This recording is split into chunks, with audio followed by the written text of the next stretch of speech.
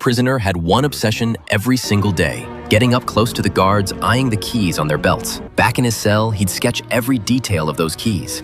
No mistakes allowed. He redrew each curve dozens of times, until the shape was perfectly memorized. After the guards finished their rounds, he'd light a match and study the cell's lock. Then he'd press paper against the keyhole, rubbing carefully to capture its outline. Figuring out the inner grooves was simple too. Just roll the paper tight, slide it in, and wiggle it with a stick to map the hidden ridges. But blueprints alone weren't enough. He had to make the actual keys. Metal was impossible to get, but wood, plenty of that. His cellmates laughed at him. Wooden keys will snap, but he shot back. Not if you turn them just right, along the grooves. During their workshop shifts, they carved rough key blanks from wood. He hid the pieces inside his water bottle, stuffing a wet rag in the opening. Meanwhile, his buddies kept the guards distracted. When the guards checked the bottles, they shook each one, but the damp rag muffled the sound. They slipped through. With a file, he refined the edges. A bit of glue and the wooden key was complete. First, try. The lock clicked open.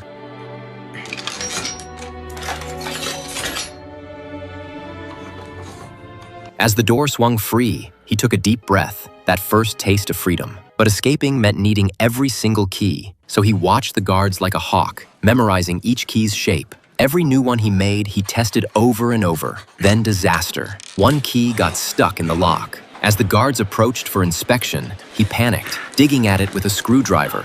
Luckily, the fat guard was too tired to check their cell. Once again, they dodged a bullet. He slammed the lock back in place, barely dodged disaster. But when another guard went to close the door, he noticed it wouldn't shut right. Clearly tampered with. No proof though, just figured his coworker messed up. To nail the escape, the trio trained like athletes, sprinting drills every chance they got. Now with the keys ready, a new problem hit. How the hell do you turn a lock from inside? Mark threw out an idea. Tie the key to a rope, slide it through the gap. Didn't work. Couldn't get leverage to turn. Charlie chimed in. Use a stick instead. Too bulky to hide though. Dead end after dead end. Until one day in the workshop, he spotted an old-timer spinning a gear wheel. Light bulb moment. He carved a wooden gear on the spot, mounted the key on it, and fed it through the cell window. First few tries, key didn't catch. Back to filing adjustments. Then click.